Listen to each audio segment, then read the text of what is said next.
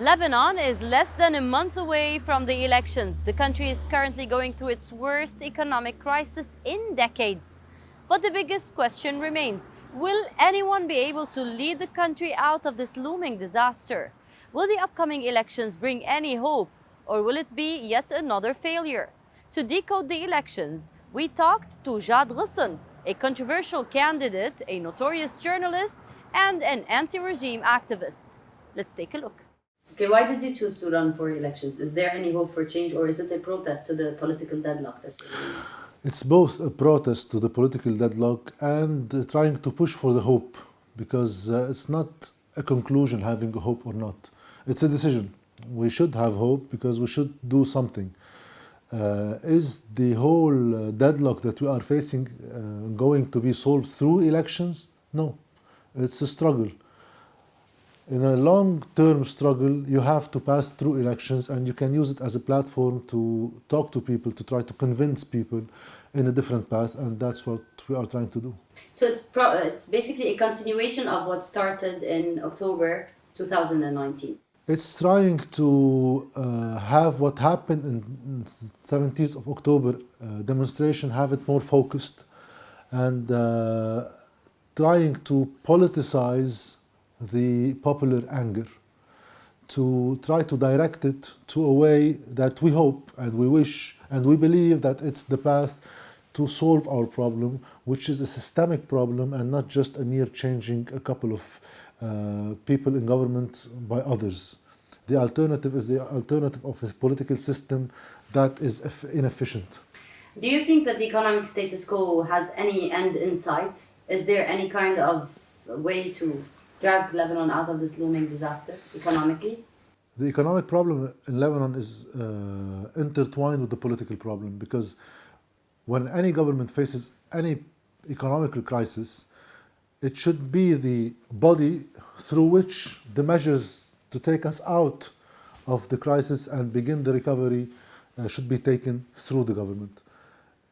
Our form of government, since it's just a reflection of the whole parliament, which is represented within a communitarian representation with a veto power to each and every political party, is incapable to deal with such a problem, because they cannot just have the majority, not the majority, all of the components of the government to agree on an economic path, especially that this economic path will change the balance of power, the political balance of power. Because when you should distribute losses, the losses will affect the political representation of each political party. That's our deadlock. Would that change after the elections if the same political parties came into power? No. So what's the way forward that they are trying to move the country into? Is trying to distribute the losses through a long process where each and every depositor bears the losses through his own accounts, bank accounts, which would take around 10 to 15 years to be processed. Let's talk a little about the global perspective. Okay, the global viewer that is watching you right now, all they know about Lebanon is the disaster, is the economic crisis. To the global viewer, what's going to change? Why is this election crucial, and why are the French, the Americans, why is the whole world is talking about the upcoming elections in Lebanon? Why? We have a problem in our discourse that usually it's not the sexiest thing to say that the election is not so crucial, but it's not. The next 2 years are all a crucial period in which either we can have a political system that goes out of the communitarian representation towards a secular system in which a majority can go into government and not having always a national unity government, or not. If we can't have this switch, our economical problem and political problems,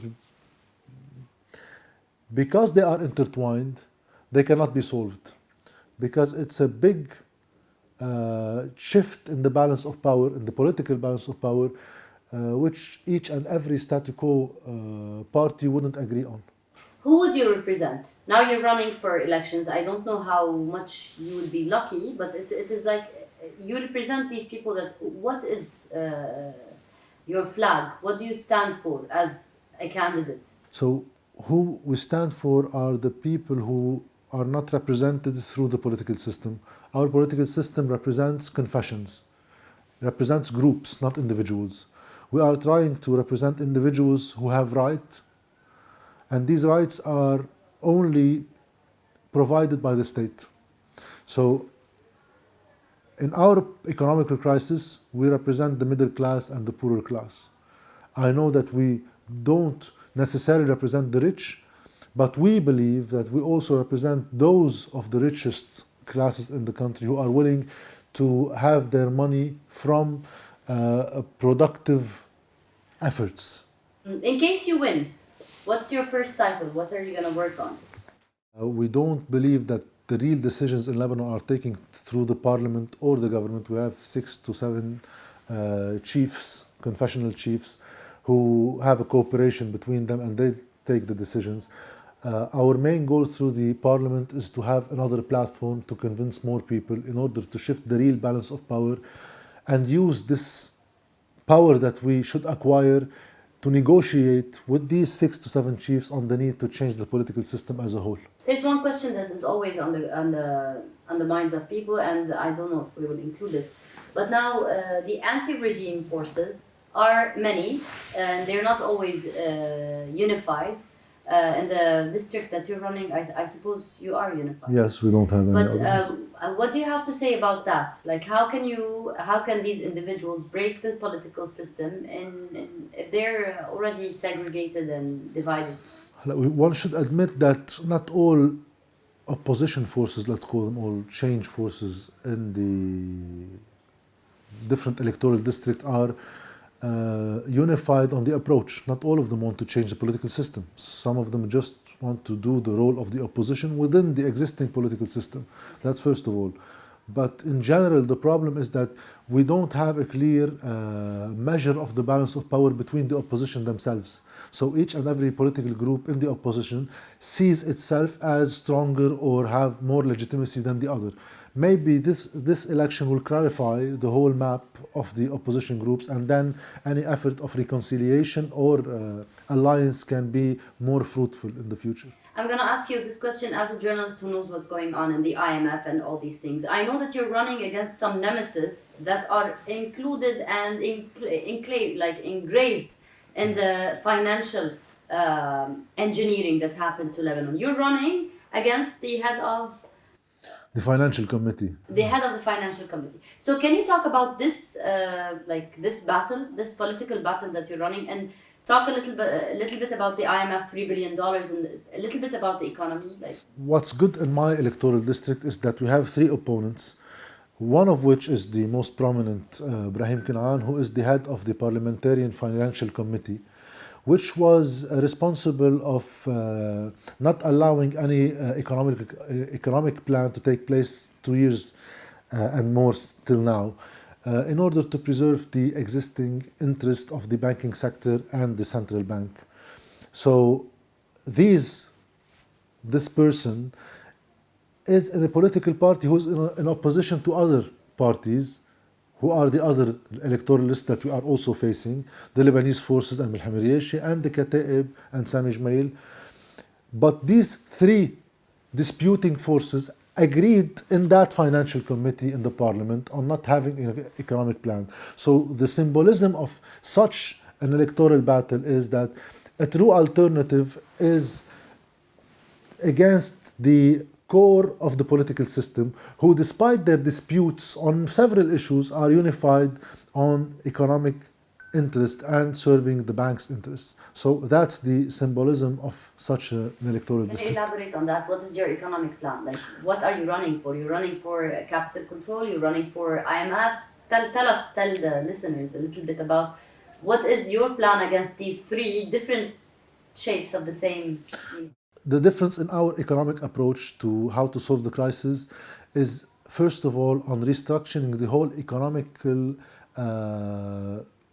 body of interest in the country, and not just having a plan for the financial sector, not just to distribute losses, but to have an economy that is self-sufficient and that can, when having to distribute losses, distributing these losses not from an accountable approach, just having all of the largest depositors carrying most of the burden. That's self-evident, but more on having the capitals of the productive sectors preserved through the banking sector. And in order to have such an approach be feasible in the future, one should have the fight carried on facing the banking sector, who are refusing any burden to be carried by them, and the official political and economic stance of the government and the central bank.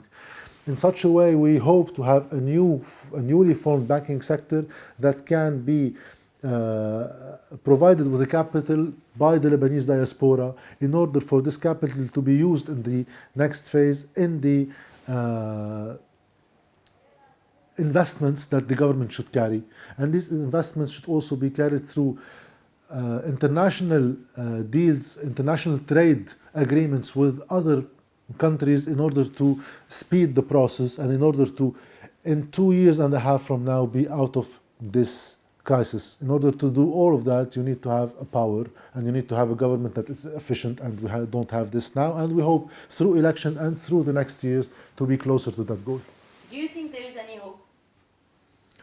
There should be, or else we should stop trying to affect the political spectrum in the country.